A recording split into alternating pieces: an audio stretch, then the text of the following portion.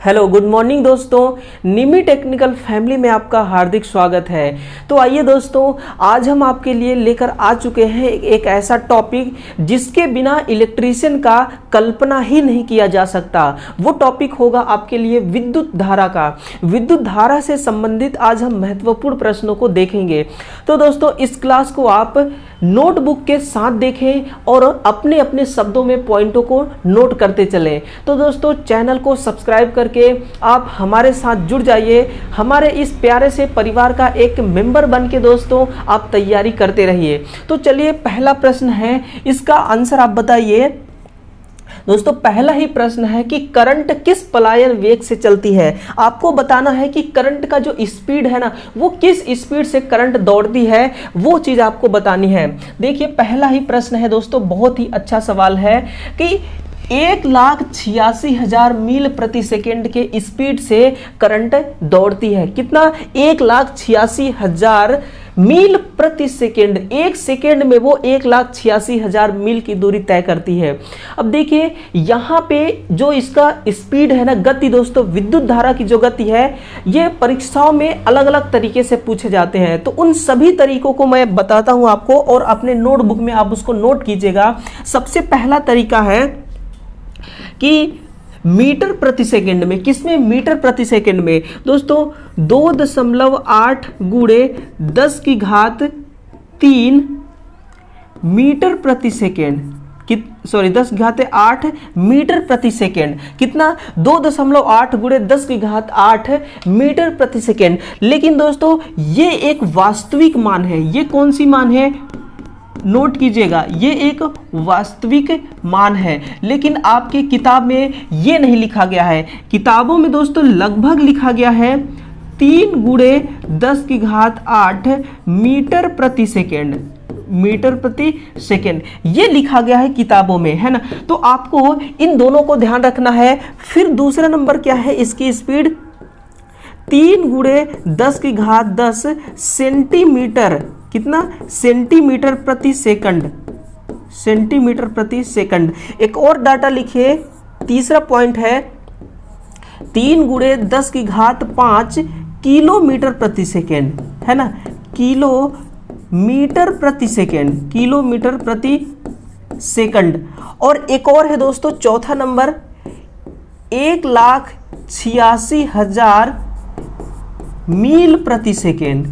मील प्रति सेकंड।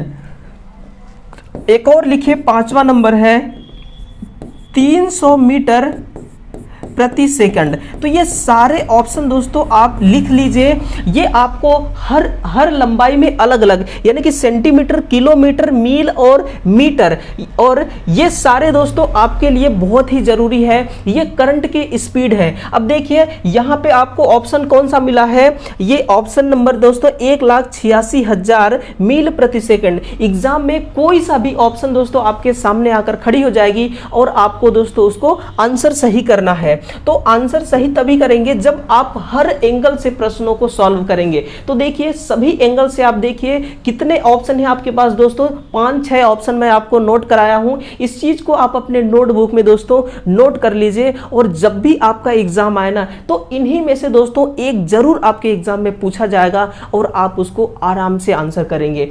देखिए, तो इसका करेक्ट आंसर क्या हो गया? 1,86,000 मील प्रति सेकेंड। अब ध्यान दीजिएगा दोस्तों, जो आपकी प्रकाश है, नोट कीजिएगा, इसकी तुलना किससे किया जाता है? तो इसकी तुलना दोस्तों प्रकाश की गति से किया जाता है, क्योंकि प्रकाश की गति और बिजली की गति, यानी कि करंट की गति आप कहिए, है ना, करंट की गति, ये दोनों एक समान होते हैं। ये दोनों क्या होते हैं? एक समान होते हैं। यानी कि दोस्तों, अगर आपको ये देखिए, अगर आप किलोमीटर को इसको निकालेंगे तो कितना बन जाता है? ये 3 लाख। ये 3 लाख किलोमीटर प्रति सेकेंड, है ना। 3 लाख किलोमीटर प्रति सेकेंड। एक सेकेंड में अगर आपको दोस्तों दिल्ली से पावर ट्रांसफर करना है अपने सिंगरौली के लिए, तो 1 सेकेंड से भी कम समय लगेगा पावर वहां से आने में, है ना। तो क्योंकि 3 लाख किलोमीटर 1 सेकेंड में ये ट्रेवल करती है, गति करती है, इतना हाई स्पीड है। तो प्रकाश की गति भी दोस्तों इसी के गति के बराबर मानी जाती है।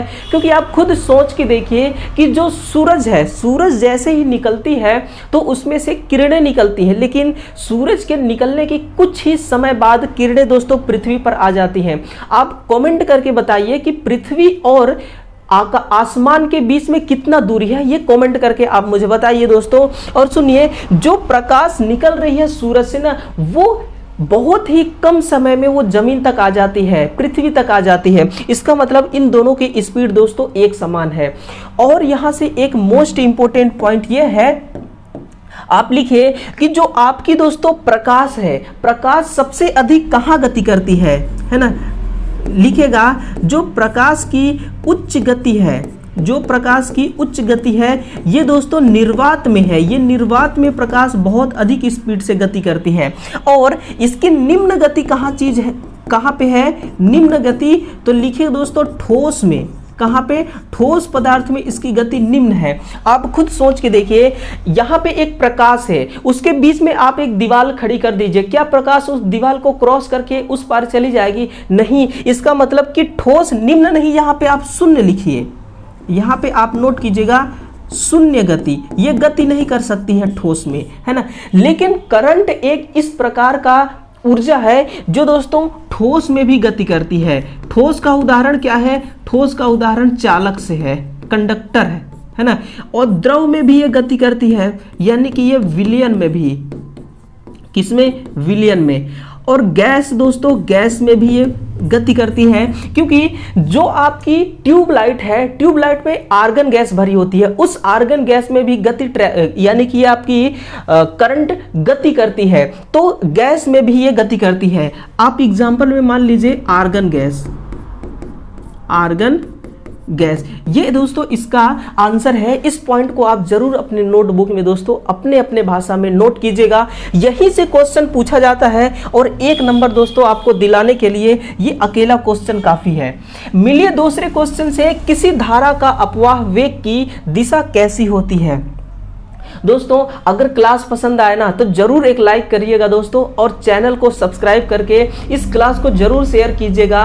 ये जिम्मेदारी दोस्तों मैं आप पे छोड़ता हूं, और आप अपनी जिम्मेदारी दोस्तों जरूर निभाइएगा। मुझे आप पे पूरा विश्वास है, पूरा आप पे आशा है कि आप दोस्तों मेरा भरोसा नहीं तोड़ेंगे, है ना। आप जरूर इसको शेयर करेंगे और सब्सक्राइब करेंगे। नेक्स्ट देखिए कि किसी धारा का अपवाह वेग की दिशा कैसी होती है।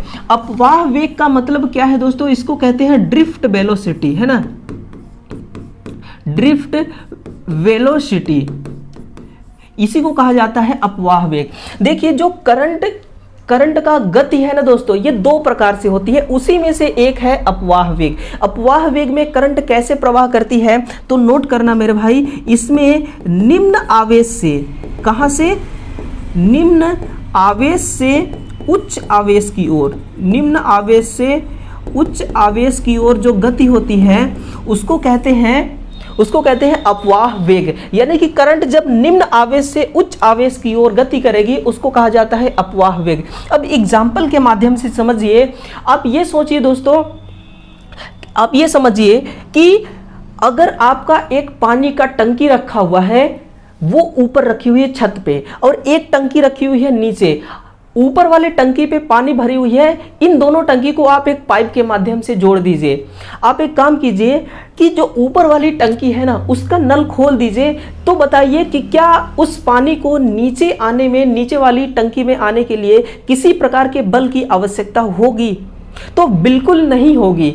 अगर बल की आवश्यकता नहीं है तो दोस्तों इसमें वोल्टेज सोर्स की कोई आवश्यकता नहीं है। लिखिएगा वोल्टेज सोर्स की, है ना। जो आपका वोल्टेज सोर्स है, जब करंट अपवाह वेग से गति करती है उस समय वोल्टेज सोर्स का होना आवश्यक नहीं है। वोल्टेज सोर्स का आवश्यक होना नहीं है। इस चीज को आप नोट कीजिएगा, ये एग्जाम में बार बार पूछा जाता है ना। यही इसका करेक्ट आंसर होगा।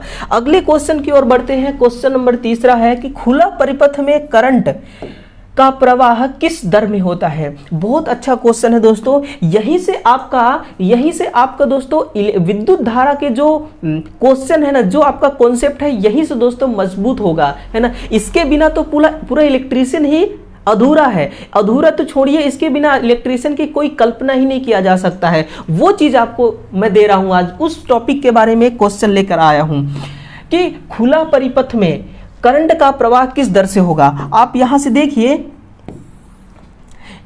ये दोस्तों ये क्या है, एक परिपथ है, ये एक परिपथ है, ये एक स्विच है, ये एक स्विच है, ठीक है। यहां पे मैं एक लैंप लगाता हूं, ये एक लैंप है, ये एक लैंप है। अब देखना, यहां से हम इसको फेस देते हैं और इसको हम न्यूट्रल देते हैं, फेस और न्यूट्रल देते हैं। ये एक बल्ब है, ये क्या है, ये एक बल्ब है, ये बल्ब है। अब इसको हमें जलाना है। अब बताइए, स्विच को हम ऑन करेंगे, स्विच को दबाएंगे तब करंट का प्रवाह होगा, या स्विच को नहीं दबाएंगे फिर भी करंट का प्रवाह होगा। तो देखिए, जब भी फेस से करंट आएगी तो यहां तक आएगी, इस पॉइंट तक तो आएगी, इसके बाद रुक जाएगी, क्योंकि परिपथ का बंद होना बहुत जरूरी है। जब तक दोस्तों परिपथ पूरा नहीं कंप्लीट होगा तब तक करंट का प्रवाह नहीं होता है। तो ये देखिए, जब आप इसको इससे कनेक्ट कर देंगे तो फिर ये प्रकाश उत्पन्न करना स्टार्ट कर देगी। इसका मतलब कि करंट का प्रवाह होना स्टार्ट हो जाती है। तो आपसे ये पूछा गया कि अगर परिपथ खुला है, अगर परिपथ खुला है तो क्या करंट का प्रवाह होगा? नहीं होगा। कितना नहीं होगा? शून्य नहीं होगा, यानी कि शून्य विद्युत धारा का प्रवाह होगा, किसी भी प्रकार के कोई करंट की प्रवाह नहीं होगी। आप सुनिए, जब परिपथ खुला होता है ना दोस्तों, तो करंट का प्रवाह शून्य होती है। जो करंट का मान है ये आप नोट करिए, करंट का मान कैसा होता है? शून्य होता है। लेकिन प्रतिरोध कैसी होती है ये भी तो जानना जरूरी है। प्रतिरोध का मान दोस्तों अनंत होता है। प्रतिरोध का मान कैसा होगा? प्रतिरोध का मान अनंत होगा। यह चीज आप नोट कीजिएगा। कैसा होगा? अनंत प्रतिरोध का मान होगा। और वोल्टेज का मान कैसी होगी ये भी जानिए, तो वोल्टेज का भी मान दोस्तों अनंत ही होगा। कैसा होगा? अनंत होगा वोल्टेज का भी मान। लेकिन ये प्रैक्टिकल रूप में नहीं होता है। आप दोस्तों वोल्टेज जब चेक करेंगे ना वोल्टमीटर से, तो आपको अनंत वोल्टेज नहीं मिलेगा। लेकिन ये प्रैक्टिकल रूप से दोस्तों नहीं है, ये केवल सैद्धांतिक रूप से है ना। ये केवल सैद्धांतिक रूप से है, वोल्टेज का मान अनंत होता है, लेकिन प्रैक्टिकल लाइफ में ये आपको अनंत नहीं मिलेगा। लेकिन ये दोनों आपको करेक्ट मिलेंगी। अगर परिपथ खुला है तो करंट का मान शून्य मिलेगा, अगर परिपथ ओपन है तो प्रतिरोध का मान अनंत मिलेगा। ये प्रैक्टिकल में भी आपको मिलेगा और थ्योरेटिकल में भी मिलेगा। तो ये इसका सही आंसर है। अगला क्वेश्चन देखिए, क्वेश्चन नंबर 4 है कि वायर का आकार बड़ा कर देने पर, वायर का जो आकार है बड़ा करने पर करंट के मान में, किसमें? करंट के मान में कैसा परिवर्तन आती है? ये क्वेश्चन आप जानिए कि वायर का आकार बड़ा करते हैं। देखिए, ये एक तार है आपके पास, ये क्या है? एक तार है ना। मैं दूसरे कलर में बना देता हूं। ये एक तार है, देखिए ये एक तार है, सिंगल तार है, इसमें एक ही टर्न है। मान लीजिए ये 5 एम्पियर का करंट प्रवाहित कराती है। क्या करती है? 5 एम्पियर का करंट प्रवाहित करा रही है। तो इसमें देखिए, जब 5 एम्पियर का करंट प्रवाहित कराती है ना, तो दोस्तों जब भी ये जो आपके इलेक्ट्रॉन है, ये किसी पदार्थ में जब गति करते हैं ना, तो ये आपस में टकराते रहते हैं। क्या करते हैं? ये आपस में टकराते हैं, और जब ये टकराते हैं तो इनके बीच घर्षण होता है, और घर्षण होने से यहाँ पे क्या उत्पन्न होगा? ऊष्मा उत्पन्न होगी। तो देखिए, जब करंट का प्रवाह होगा तो ऊष्मा उत्पन्न होगी। आप मान लीजिए कि 5 कैलोरी का ऊष्मा उत्पन्न होता है। कितना? 5 कैलोरी का ऊष्मा उत्पन्न हो जाती है। अब बताइए, आपको क्या कहा गया है कि वायर का आकार बड़ा करना। आकार बड़ा करने का मतलब है कि एक ही तार की मोटाई को नहीं बढ़ाना, इसमें और तार ऐड कर देना। तो दोस्तों आप इसमें और अनेक तार ऐड कर दीजिए। इस प्रकार से आप और तार ऐड करिए, है ना। और तार ऐड करके अब कई सारे तार हो गए, इसका साइज बड़ा हो गया। तो बताइए, इसमें क्या जो आपकी ऊष्मा है इसमें बढ़ोतरी होगी? बिल्कुल। अगर आप एक तार से 5 कैलोरी का ऊष्मा उत्पन्न हो रहा था, तो अब बताइए 5 तार से कितना कैलोरी का ऊष्मा उत्पन्न होगा? 25 कैलोरी का ऊष्मा उत्पन्न होगा, है ना, 25 कैलोरी का। यानी कि जो आपकी तापमान है ना, नोट कीजिएगा इस चीज को, जो आपकी तापमान है ये दोस्तों प्रतिरोध के समानुपाती है। प्रतिरोध के समानुपाती यानी कि तापमान बढ़ेगी तो प्रतिरोध का भी मान बढ़ेगा। और जो प्रतिरोध है ना दोस्तों, ये करंट के व्युत्क्रमानुपाती है। करंट के क्या है? ये व्युत्क्रमानुपाती होती है। अब देखिए आपका प्रतिरोध यहाँ पे बढ़ा हुआ है, प्रतिरोध बढ़ गया है, प्रतिरोध बढ़ गया है तो करंट क्या होगी? करंट घट जाएगी। यही आपसे पूछा गया है कि वायर का आकार बड़ा कर देने पर जो आपका करंट है ना, इसके मान में क्या परिवर्तन आएगा? तो मान दोस्तों कम हो जाएगा। क्या हो जाएगी? कमी हो जाएगी, क्योंकि हीट का मान बढ़ जाएगा। हीट बढ़ने से प्रतिरोध बढ़ जाएगी और प्रतिरोध बढ़ने से करंट का मान घट जाएगा। मिलिए अगले प्रश्न से, क्वेश्चन नंबर 5 से दोस्तों, कि आदर्श करंट सोर्स का आंतरिक प्रतिरोध कैसा होना चाहिए। अब कमेंट करके आप बताइए कि इसका सही आंसर क्या होगा, कि अगर आदर्श करंट सोर्स है तो इसका आंतरिक प्रतिरोध कैसा होना चाहिए, है ना। देखिए एक नेटवर्क के द्वारा समझते हैं हम दोस्तों। ये हमारा एक करंट सोर्स है, IS क्या है? करंट सोर्स है। एक परिपथ बनाते हैं, एक परिपथ हम बनाते हैं, ये इसका प्रतिरोध है, ये क्या है? इसका आंतरिक प्रतिरोध है, ठीक।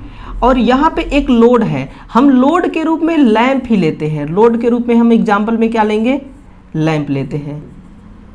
ये एक लैंप है। अब बताइए ये क्या है?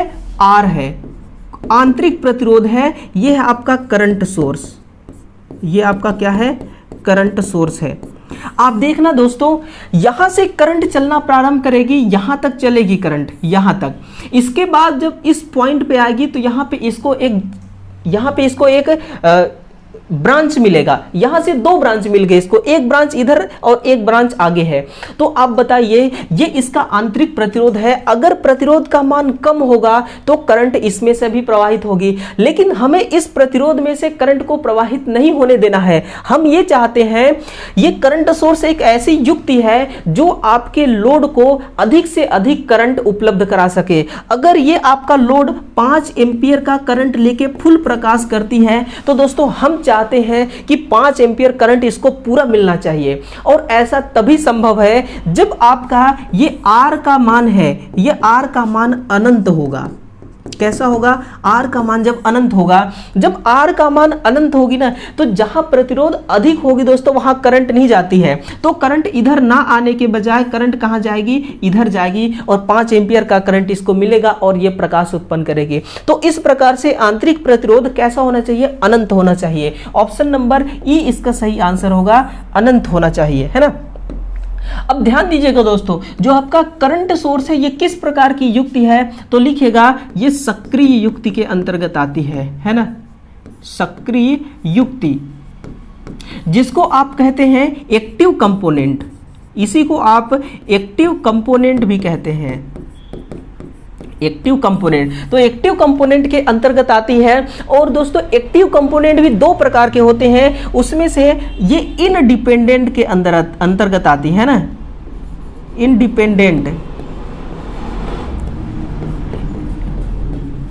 इंडिपेंडेंट सोर्स, यानी कि ये किसी पर निर्भर नहीं है। इसके खुद के पास करंट है और उसी करंट को ये डिलीवर कर रहा है लोड के लिए। ये किसी दूसरे पर निर्भर नहीं है, ये आत्मनिर्भर है। तो ये इसका सही आंसर होगा। अगले क्वेश्चन को देखिए दोस्तों, वीडियो को लाइक करते रहिए और साथ में शेयर भी करते रहिए। और बिल्कुल दोस्तों बिल्कुल फ्री होके देखिए और पॉइंटों को अपने नोटबुक में जरूर उतारिएगा दोस्तों। यहीं से क्वेश्चन पूछे जाते हैं, चाहे वो आप ITI के स्टूडेंट हो, चाहे ITI स्टूडेंट करने के बाद दोस्तों आप जॉब की तैयारी कर रहे हैं, हर किसी के लिए यह क्वेश्चन दोस्तों कॉमन है। इतना आप समझ लीजिए, है ना। हर क्वेश्चन के लिए, हर परीक्षाओं के लिए एक समान प्रश्न है। करंट मापक युक्ति की रेंज में वृद्धि करने के लिए आप किसका प्रयोग करेंगे, ये बताइए। तो करंट मापक युक्ति है क्या? उसको हम कहते हैं एमीटर, इसी को हम कहते हैं एमीटर। तो एमीटर की रेंज में वृद्धि करना है तो आप किसका प्रयोग करेंगे? आप प्रयोग करेंगे दोस्तों शंट का। किसका? आप शंट का प्रयोग करेंगे। आप समझिए ये जो शंट है ये है क्या चीज? शंट क्या है? संट क्या है? ये दोस्तों एक युक्ति है। क्या है? ये एक युक्ति है। ये देखिए, ये दोस्तों मैग्नीन से बनाया जाता है। ये मैग्नीन तांबा और निकल के मिश्र धातु से बनाया जाता है। लेकिन हम क्या पढ़ते हैं? हम यही पढ़ते हैं कि संट जो है मैग्नीन का बनाया जाता है। क्यों ऐसा पढ़ते हैं? क्योंकि जो 84% है ना दोस्तों अकेला संट बनाने में, वो उसमें कौन भागीदारी है? मैग्नीन। 4% होता है तांबा और 12% होती है निकल, मिला के कितना हो गया? 100%, है ना। तो मैग्नीन का जो मात्रा है मिलाने का ये सबसे अधिक है, इसीलिए आप संट को हमेशा कहते हैं ये मैग्नीन का बनाया जाता है। आप ये समझिए कि संट को ही हम क्यों रेफर करते हैं, संट को ही हम क्यों प्रयोग करते हैं एम्पियर मीटर का, एमीटर का रेंज बढ़ाने के लिए। इसको भी बताऊंगा दोस्तों, इसको भी जरूर बताऊंगा। लेकिन आप पहले ये देखिए कि जो आपकी संट है ना, संट को ही हम क्यों प्रयोग किए? क्योंकि इसका तापमान गुणांक बहुत कम है। इसका क्या है? जो आपका तापमान गुणांक है ना संट का, ये बहुत कम है, 0.00025 प्रति डिग्री सेंटीग्रेड। कितना? 0.00025 प्रति डिग्री सेंटीग्रेड। अभी आपने देखा था कि प्रतिरोध का मान जितना कम होगा, है ना, देखिए दोस्तों, प्रतिरोध का मान जितना कम होगा ना, उतना ही कम तापमान उत्पन्न होगी। क्या होगी? उतना ही कम तापमान उत्पन्न होगी। और तापमान से ही प्रतिरोध बढ़ता है, और प्रतिरोध अगर बढ़ गया तो दोस्तों आपका एमीटर का रेंज नहीं बढ़ पाएगा। इसलिए हमें प्रतिरोध को कम करने के लिए हम एक ऐसे युक्ति का सिलेक्शन करते हैं, चुनाव करते हैं, जिसका तापमान गुणांक 0.00025 प्रति डिग्री सेल्सियस है, और वो युक्ति है संट। और सुनिए, जो संट है ना, इसको हमेशा समांतर क्रम में लगाते हैं। जो आपका ये एम्पियर मीटर है, ये क्या है? ये एम्पियर मीटर है, इसके समांतर क्रम में आप संट लगाएंगे। ये है आपका संट। ये क्या है? ये है संट। संट का दोस्तों अगर आपसे प्रतिरोध पूछे ना, तो आप बहुत कम लिखना, अति निम्न संट का प्रतिरोध होना चाहिए। ऑप्शन नंबर ई इसका सही आंसर है कि संट ही ऐसी चीज है जिसका प्रयोग दोस्तों हम करते हैं एम्पियर मीटर का रेंज बढ़ाने के लिए। इसके अलावा दोस्तों हम सीटी का भी प्रयोग करते हैं। किसका? सीटी का, जिसको आप करंट ट्रांसफार्मर कहते हैं। करंट ट्रांसफार्मर, ये है सीटी। सीटी के प्रयोग के द्वारा भी हम एम्पियर मीटर की रेंज बढ़ा सकते हैं। जो आपकी एम्पियर मीटर 5 एम्पियर करंट मापती होगी ना, आप सीटी लगा देंगे तो वो 100 एम्पियर के करंट को मापेगी। इतना इसका रेंज बढ़ जाता है एम्पियर करंट ट्रांसफार्मर का, है ना। अगला क्वेश्चन देखिए, क्वेश्चन नंबर 7 है, करंट को किस मात्रक द्वारा दर्शाया जाता है? जितने भी दोस्तों करंट के क्वेश्चन है ना, मोस्ट इंपोर्टेंट, उन सभी क्वेश्चनों को मैं आपके सामने लाऊंगा और एक एक करके दोस्तों पूरा विवरण सहित मैं आपको प्रस्तुत करूंगा। बस आप बने रहिए इस क्लास में और देखते रहिए, और आनंद के साथ दोस्तों इस क्लास को अनुभव के साथ अनुभव लेते हुए देखिए। करंट को किस मात्रक द्वारा दर्शाया जाता है? देखिए, आपको एक सूत्र मिलेगा, Q बराबर IT, है ना। I क्या है? करंट है। यहां से सूत्र क्या बनता है? Q बटा T। क्या? Q बटा T। Q क्या है? ये एक आवेश है। ये क्या है? आवेश है। और T क्या है? ये समय है। ये क्या है दोस्तों? ये समय है। और देखिए, आवेश का मात्रक क्या होता है? कूलाम होती है ना, कूलाम। और समय का मात्रक होती है दोस्तों सेकंड। इसका मात्रक क्या है? सेकंड। तो बन गया ना कूलाम प्रति सेकंड। ऑप्शन नंबर सी इसका सही आंसर है, कूलाम प्रति सेकंड। और साइमन किसका है? तो ये दोस्तों चालकता का मात्रक है। किसका? चालकता का, है ना। चालकता का मात्रक साइमन होता है। और जूल प्रति कूलाम किसका है? ये है दोस्तों विभव का। किसका? विभव का मात्रक। क्योंकि इसका जो सूत्र है देखिए, V बराबर होती है W बटा Q। V बराबर W बटा Q। किसी इकाई आवेश को किसी एक स्थान से दूसरे स्थान तक लाने में किया गया कार्य क्या कहलाता है? विभव। एक आवेश है, यहाँ पे पॉजिटिव एक आवेश है, इसको इस स्थान तक लाना है। तो दोस्तों अगर एक स्थान से दूसरे स्थान लाना है तो एक बल का प्रयोग किया जाएगा। बल का तो प्रयोग किया ही जाएगा, एक इसको कार्य करना पड़ेगा, एक स्थान से दूसरे स्थान तक ले जाना है तो हमें कार्य करना पड़ेगा, है ना। वही एक आवेश है, ये क्यों क्या है, आवेश है। इस आवेश को एक स्थान से दूसरे स्थान तक ले जाने में किया गया कार्य क्या कहलाता है, किया गया कार्य ही कहलाता है दोस्तों विभव, है ना, विभव। तो कार्य का मात्रक होता है जूल और आवेश का मात्रक होता है कूलाम। तो जूल प्रति कूलाम किसका है, यह है दोस्तों विभव का। साइमन है चालकता का। अब बताइए वोल्ट प्रति कूलाम किसका है, तो यह है दोस्तों हेनरी का।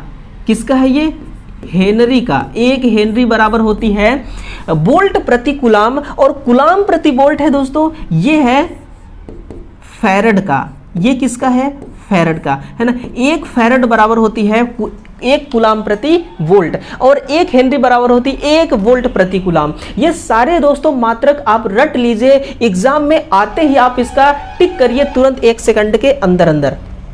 अब मिलिए अगले क्वेश्चन से। क्वेश्चन नंबर 8 है कि करंट मापक उपकरण एसी पावर की किस मान को मापती है ना। इसका आप आंसर बताइए दोस्तों कि इसका सही आंसर क्या होगा, तात्क्षणिक मान, आरएसएस मान, औसत मान, पिक मान या आरएमएस मान। तो इसका करेक्ट आंसर क्या होगा ये आप बताइए। तो इसका सही आंसर होगा आरएमएस मान। जो आपके घर में करंट जा रही है ना, आप दोस्तों जो आप मोटर को चलाने के लिए पावर सप्लाई यूज कर रहे हैं सिंगल फेज की, और जो आप लैंप जलाने के लिए, यानी अपने घर में जितने भी लोड आपने लगा रखा है उस लोड को चलाने के लिए कौन सी पावर जा रही है, तो पावर जा रही है दोस्तों वोल्टेज, करंट और कॉस फाई। ये सिंगल फेज की पावर जा रही है।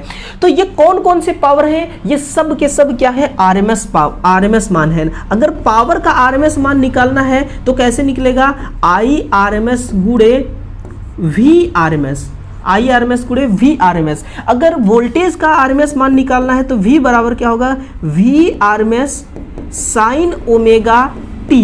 ये आपके वोल्टेज का हो गया। करंट का निकालना है तो क्या होगा, करंट का आई आरएमएस, है ना, आई आरएमएस साइन ओमेगा टी। ये है दोस्तों आपका करंट का। तो ये जो आपके घर में जो भी पावर जा रही है, चाहे वो 3 फेज की हो चाहे सिंगल फेज की हो, वो हमेशा दोस्तों क्या कौन सा मान होता है, आरएमएस मान। देखिए आरएमएस का पूरा नाम क्या है, रूट मीन स्क्वायर, है ना, रूट मीन स्क्वायर। देखिए हम एक दोस्तों राशि है, एसी का राशि करंट मान लीजिए, उसका हम आरएमएस मान निकालते हैं। आरएमएस मान निकालने के लिए फॉर्मूला बनाते हैं। देखिए यहां से नोट कीजिएगा, रूट का मतलब क्या होता है, आर बराबर क्या होता है, रूट, है ना। रूट का मतलब क्या होता है, अंडर रूट, अंडर रूट। और मीन यानी कि एम बराबर क्या होगा, मीन। मीन का मतलब होता है औसत मान, औसत मान। और स्क्वायर का मतलब क्या होगा दोस्तों, स्क्वायर का मतलब होगा वर्ग। स्क्वायर का मतलब क्या होगा, वर्ग। तो आप इसके अनुसार देखिए, आप करंट का निकालिए दोस्तों आरएमएस मान ज्ञात करने के लिए सूत्र। तो सबसे पहला क्या है, रूट। तो आप लगाइए यहाँ पे एक रूट, ये लग गया आपकी रूट।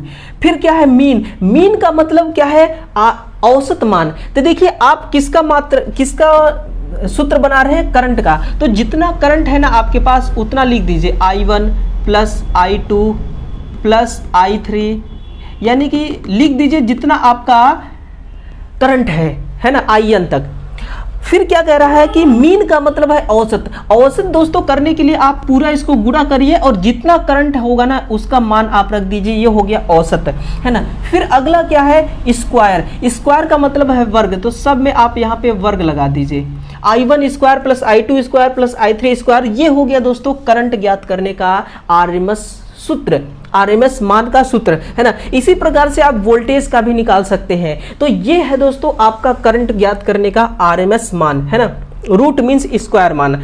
अब देखिए पिक मान क्या है, तो ये पिक मान है दोस्तों मैक्सिमम मान, है ना। जब करंट आपकी चलती है, ये आपकी करंट चल रही है, ये क्या चल रही है, ये आपका करंट का साइन वेव है। अब बताइए इसका मैक्सिमम मान कहाँ पे है, यहाँ पे, ये इसका ई मैक्स है, यानी कि यहाँ पे मैक्सिमम वोल्ट, अगर वोल्टेज का साइन वेव है तो मैक्सिमम वोल्टेज मिलेगा वहां यहां पे इस पॉइंट पे, और अगर करंट का साइन वेव है तो मैक्सिमम करंट मिलेगी। तो इसी को कहते हैं, जिस समय आपको मैक्सिमम पावर मिलता है या मैक्सिमम करंट मिलता है या मैक्सिमम वोल्टेज मिलता है, उस समय को क्या कहते हैं, उस मान को क्या कहते हैं, पिक मान। उस समय अगर मैक्सिमम मान मिल रहा है तो उसी को कहते हैं पिक मान, है ना। औसत मान दोस्तों ये डीसी में होता है। ये किस में होता है, डीसी। अगर आपके पास एक डीसी एम्पियर मीटर है ना, तो वो कौन से मान को मापेगा, वो औसत मान को मापेगा, है ना, एवरेज मान को। और तात्क्षणिक मान क्या चीज है, इसको भी आप समझिए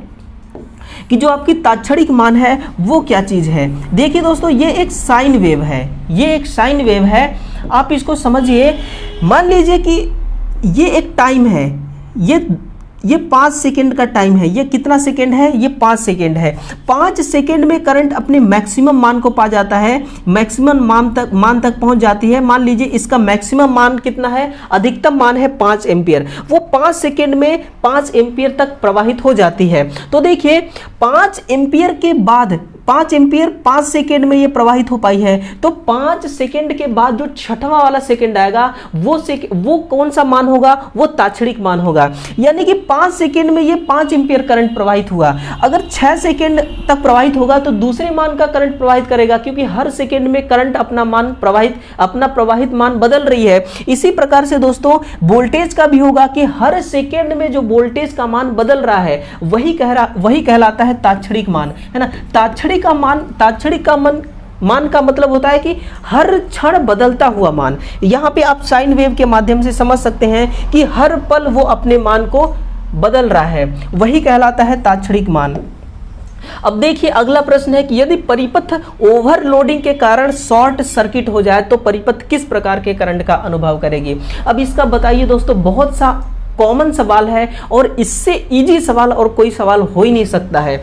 यदि परिपथ ओवरलोडिंग के कारण शॉर्ट सर्किट हो गया है, कैसा हो गया है, शॉर्ट सर्किट। तो एक शब्द लिखिए, अगर परिपथ शॉर्ट हो गया हो, अगर परिपथ कैसा हो, परिपथ अगर शॉर्ट हो गया है तो दोस्तों जो प्रतिरोध है ना वो तो शून्य हो जाएगी। प्रतिरोध कैसा हो जाएगा, शून्य हो जाएगी।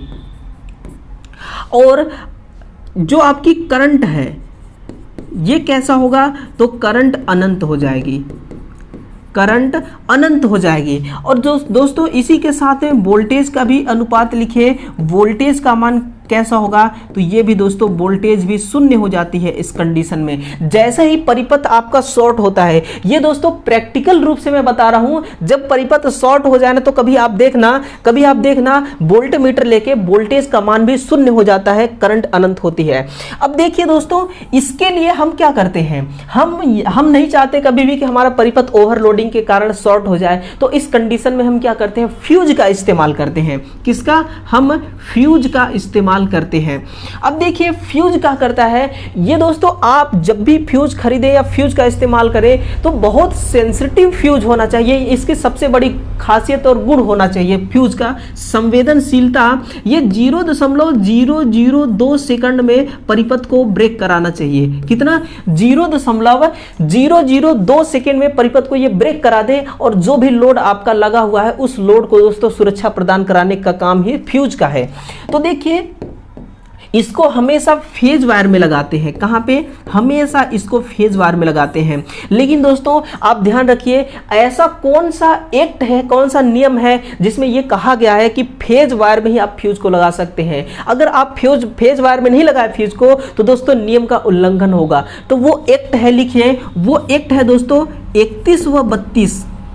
31 व 32 दोनों एक्ट में इसको समझाया गया है कि फ्यूज को हमेशा फेज तार में लगाना चाहिए। ये पॉइंट आप नोट करिए, ये बहुत ही जरूरी चीज है ना। तो उस कंडीशन में, कौन सी कंडीशन, जब ओवरलोडिंग होती है। देखिए जैसे ही ओवरलोड हो गया ना दोस्तों, ओवरलोड कब होता है, किसी परिपथ का जो निर्धारित क्षमता है उस क्षमता से अगर अधिक उसमें लोड जोड़ेंगे तो वो ओवरलोडिंग कहलाता है। ओवरलोडिंग का मतलब होता है कि आप अगर अधिक लोड जोड़ देंगे ना तो वो लोड सोर्स से डिमांड करने लगेगा करंट का कि भैया मुझे और करंट चाहिए, और आप जब करंट और बढ़ा देंगे तो परिपथ दोस्तों शॉर्ट हो जाएगी, है ना। परिपथ क्या होगी, शॉर्ट हो जाएगी। और सुरक्षा कौन करेगा, 0.002 सेकेंड के अंदर सुरक्षा दोस्तों उपलब्ध होना चाहिए, और वो कौन कराता है, फ्यूज कराता है ना। ये चीज आप जानिए, फ्यूज का यही काम है दोस्तों कि ये बहुत ही जल्दी तीव्र गति से ये परिपथ को सेफ्टी प्रोवाइड कराता है।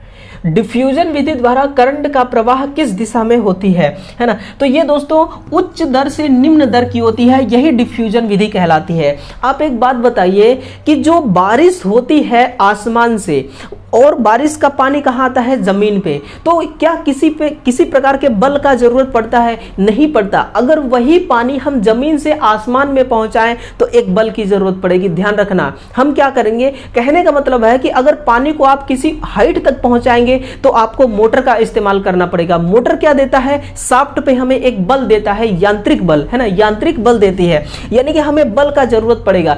मान लीजिए एक टंकी नीचे रखी हुई है जमीन पे, एक टंकी रखी हुई है ऊपर, नीचे वाली टंकी में पानी फुल है, ऊपर वाले टंकी में पानी पहुंचाना है। तो बताइए आप दोनों को एक पाइप से कनेक्ट कर दीजिए, क्या दोस्तों पानी ऊपर चली जाएगी अपने आप? नहीं जाएगी। क्यों? क्योंकि जब तक आप उसमें बल नहीं लगाएंगे तब तक वो नहीं जाएगा।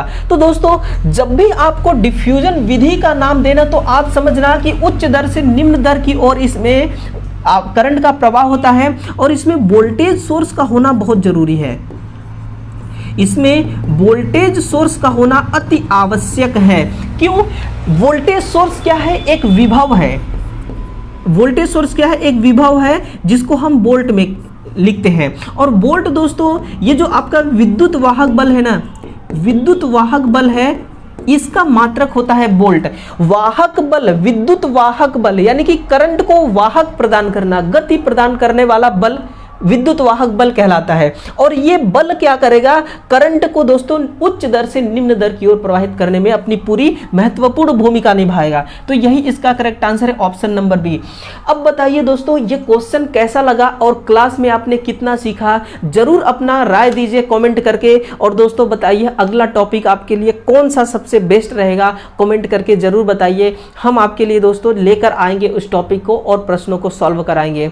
तो दोस्तों इस चैनल को सब्सक्राइब कीजिएगा। कल हम फिर से एक नए टॉपिक लेके आपके लिए जरूर उपस्थित होंगे और क्लास को भी जरूर शेयर कीजिए। उम्मीद है आपसे कि क्लास आप जरूर शेयर करेंगे और चैनल को साथ ही साथ सब्सक्राइब करेंगे और एक लाइक दोस्तों जरूर करें अगर क्लास आपको अच्छी लगी हो तो, है ना। चलिए दोस्तों हम कल फिर से मिलते हैं एक नई उम्मीद के साथ। तब तक के लिए आप सभी विद्यार्थियों का मेरा बहुत बहुत धन्यवाद।